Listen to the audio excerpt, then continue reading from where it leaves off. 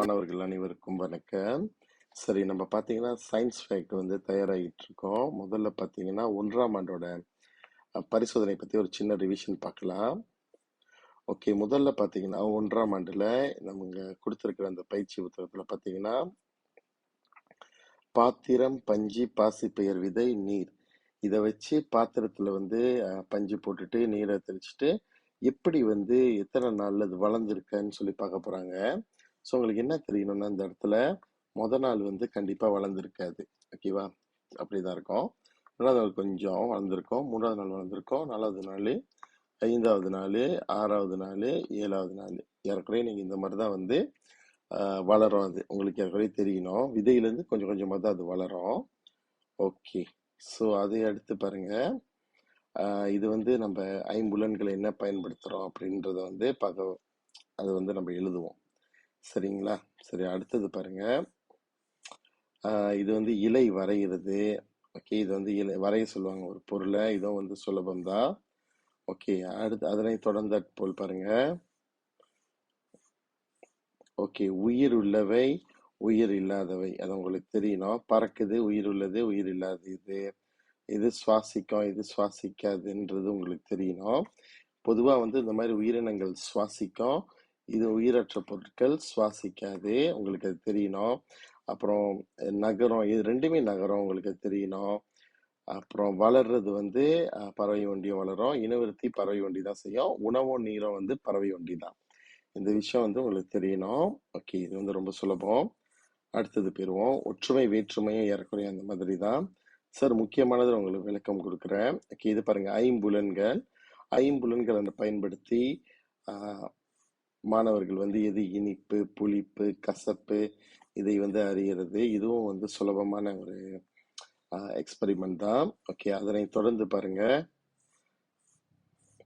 Okay, அடுத்து sir பார்த்தீங்கன்னா விலங்குகள் பற்றி ஒரு சின்ன விளக்கம். விலங்குகள் பார்க்குறப்ப விலங்குகளில் வந்து எந்த விலங்குகள் வந்து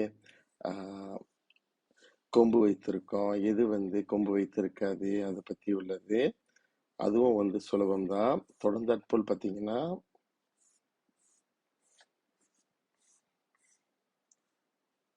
தாவரங்கள். தாவரங்கள்ல வந்து பூக்கும் தாவரம், பூக்காத தாவரம் உங்களுக்கு தெரியணும். வன்தண்டு, மின்தண்டு. வன்தண்டுனா வன்மையா இருக்கும், கிராஸா இருக்கும். ஓகே, மின்தண்டுனா மென்மையா இருக்கும், சாஃப்டா இருக்கும். அடுத்து வேர், ஆணி வேர், சல்லி வேர். ஸோ இதை பத்தி உங்களுக்கு தெரியணும். ஓகே, அதை அடுத்து நீங்க பாத்தீங்கன்னா பூக்கும் தாவரம், பூக்காத தாவரம் சார் சொல்லிட்டேன். தொடர்ந்து பாருங்க. ஆணிவேர். ஓகே, நரம்புன்னு பார்த்தீங்கன்னா உங்களுக்கு தெரியணும். கிளை பின்னல் நரம்புனா இங்கே ஏறக்குறைய இப்படி இருக்கும், இதுதான் கிளை பின்னல் நரம்பு. நேர்கோடு நரம்பு பார்த்தீங்கன்னா அப்படி நேரா இருக்கும், இதுதான் நேர்கோடு நரம்பு. இதுவும் வந்து உங்களுக்கு தெரியணும். ஓகே, அதனை அடுத்து பார்த்தீங்கன்னா ஓகே, இது வந்து ஒரு முக்கியமான ஒரு பரிசோதனை. இது வந்து உங்களுக்கு வருவதற்கான வாய்ப்பு அதிகமா இருக்கு. சரியா? ஓகே, இது வந்து பாத்தீங்கன்னா காந்தம். ஓகேவா? எல்லாருக்கும் தெரியும் காந்தம். காந்தம்னா எல்லாருக்கும் ரொம்ப பிடிக்கும். சரி, இந்த காந்தம் பாத்தீங்கன்னா வட துருவம், தென் துருவம்னு 2 துருவங்கள் இருக்கு. சரிங்களா?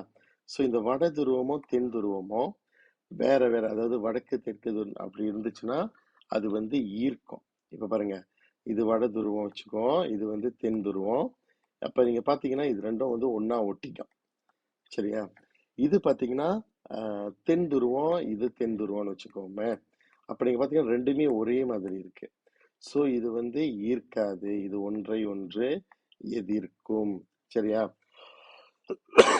ஸோ இந்த விஷயம் வந்து உங்களுக்கு தெரியணும், தயவுசெய்து ஞாபகம் வச்சுக்கோங்க. இன்னொன்று, ஈர்க்கோனா எந்த பக்கத்து வச்சிருக்கோமோ அது அந்த பக்கத்து ரெண்டுமே ஒன்னா ஈர்த்துறோம். சரி, அந்த விதத்துல இங்க பாருங்க, இந்த பரிசோதனை வந்து ஒரு சிறப்பான பரிசோதனை.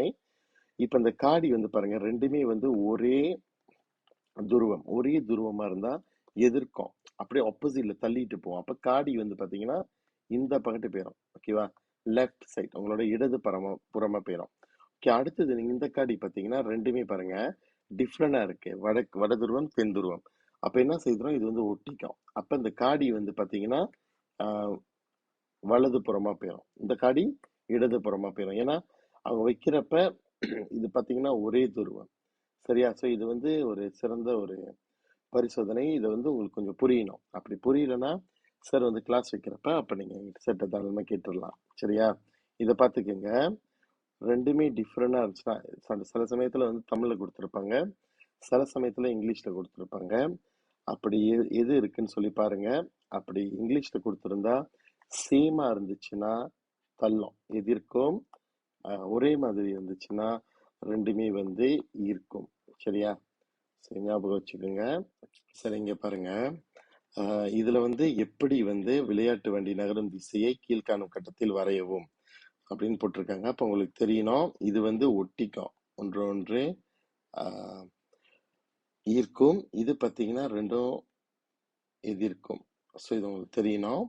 பாருங்க, மறுபடியும் வேற்றின துருவங்கள். வேற்றினா வேற வேற, ஓரின துருவங்கள் அப்படின்னா ஒரே மாதிரி. ஒரே மாதிரி துருவங்கள் வந்து என்ன செய்யும்? எதிர்க்கும். ஒரு வேற வேற இது துருவங்கள் ஈர்க்கும். ஞாபகம் வச்சுக்கோங்க. ஓகே, காந்தத்திற்கு என்ன துருவங்கள் இருக்கு? வட துருவம், தென் துருவம், 2 முனைகள் இருக்கு. ஸோ இங்க பாருங்க, வேற்றின துருவங்கள் என்ன செய்யும்? ஈர்க்கும். தயவு செஞ்சு ஞாபகம் வச்சுக்கோங்க. ஓகே, காந்தம் தன் சக்தி இழக்காமல் இருக்க என்ன செய்ய வேண்டும்? அது வந்து நம்ம பத்திரமான ஒரு இடத்துல வைக்கணும். ஓகே, ஒரு பொருளை வந்து பத்திரமான இடத்துல வைக்கணும். ஓகே, அடுத்தது பார்த்தீங்கன்னா கீழே போடக்கூடாது. சரியா? ஞாபகம் வச்சுக்கோங்க, கீழே போடக்கூடாது. ஓகே, கீழே போட்டா உடஞ்சி போயிடும். அடுத்தது அதோட அந்த காந்த சக்தி வந்து வேற மாதிரி திசையில மாறிடும். ஓகே, கீழே போடக்கூடாது. சரி, அடுத்த விஷயம் நீங்க பாத்தீங்கன்னா, இன்னொரு கேள்வி என்ன உங்களுக்கு கேட்கலாம்னா, இந்த மாதிரி காந்தம் எங்க பயன்படுத்துறாங்க இப்படின்ற ஒரு கேள்வி உங்களுக்கு வரலாம். சரியா? காந்தம் எங்க பயன்படுத்துறாங்க அப்படி ஒரு கேள்வி உங்களுக்கு வந்துச்சுன்னா உங்களுக்கு தெரியணும், நம்ம வீட்டில் இருக்கிற ஐஸ் பெட்டி இருக்கலாம் இல்லையா, குளிர் சாதன பெட்டி. ஸோ அங்கே பயன்படுத்துகிறாங்க. ஓகே, குளிர் சாதன பெட்டி. அடுத்தது பணப்பை.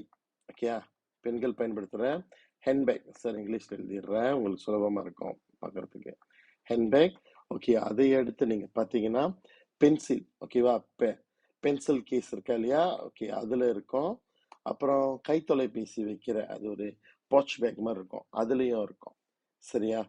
Okay, பாச் back. ஸோ அப்படி சொல்லி சார் சொல்கிறேன். ஸோ இதில் எல்லாத்துலேயும் வந்து காந்தம் நிச்சயமாக பயன்படுத்துவாங்க. சரியா? ஓகே, அடுத்த ஒரு பரிசோதனை நம்ம பார்ப்போம். ஓகே, இங்கே பாருங்க, நம்ம வந்து ஈர்க்கும் தன்மைகள் பற்றி பார்க்க போகிறோம். ஸோ ஈர்க்கும் தன்மைகள்லாம் உங்களுக்கு தெரியணும். ஒரு பொருள் வந்து எப்படி நீரை ஈர்க்கும் அப்படின்னு சொல்லி பார்ப்பாங்கன்னு. ஓகே, இதுல பரிசோதனைக்கு பயன்படுத்தின பொருள் பாருங்க, ஒரே அளவு தான். மூன்றுமே பயன்படுத்தின 3 பொருட்கள்: பருத்தி துணி, காகிதம் மற்றும் மெல்லிலைத்தாள். மெல்லிலைத்தாள்னா டிஷ்யூ, பருத்தி துணினா காட்டன் க்ளோத்ஸ். ஓகேவா? இது வந்து காகிதம், தாள். ஓகேவா? அப்புறம் முகவை, நீர்த்தமைவு கடிகாரம் எல்லாம் பயன்படுத்தியிருக்காங்க. இந்த 3 இதுலயும் போட போறாங்க. அப்ப வந்து எது வந்து அதிக நீரை ஈர்க்குதுன்னு பார்க்க போறாங்க. சரியா? ஸோ அப்படி பார்க்கிறப்ப நீங்க பாருங்க, ஒட்டு மொத்தமா நம்ம பார்க்கிறப்ப உங்களுக்கு வந்து என்ன தெரியணும்னா, எது வந்து அதிகமான நீரை ஈர்க்குதுன்றது தெரியணும். முதல்ல பாத்தீங்கன்னா எது ரொம்ப அதிக நீரை ஈர்க்கும்னா பருத்தி துணி தான் அதிக நீரை ஈர்க்கும். ரெண்டாவது வந்து டிஷ்யூ பேப்பர். ஓகே, மெல்லிலைத்தாள் அதிக நீரை ஈர்க்கும். தொடர்ந்து கடைசியா தான் காகிதம், அது கொஞ்சமா தான் தண்ணியை ஈர்க்கும். அப்போ உங்களுக்கு தெரியணும் எது வந்து அதிகமான நீரை ஈர்க்கும்னு சொல்லிட்டு. ஏன் பருத்தி துணின்னு பார்த்தீங்கன்னா அதுல வந்து பருத்தி பஞ்சு இருக்கு. ஸோ பஞ்சு இருக்கிற பொருட்கள் நீங்க பார்த்தீங்கன்னா அதிகமான நீரை வந்து ஈர்க்கக்கூடிய தன்மை. அதை அடுத்து மெல்லிலைத்தாள், இது வந்து அதிகமா இருக்கும். கடைசியா தான் காகிதம் வரும். அப்ப நீங்க பாருங்க, இதுல வந்து எது வந்து அதிக நீரை ஈர்க்கும் தன்மைக்கு ஏற்ப நிலப்படுத்துக்கன்னா இது நீங்க எழுதணும், பருத்தி துணி. ரெண்டாவது வந்து மெல்லிலைத்தாள். மூணாவது வந்து காகிதம். ஸோ நீரை ஈர்க்கும் வேறு 2 பொருட்கள் கேட்டப்ப நீங்க வந்து பஞ்சின்னு எழுதலாம்.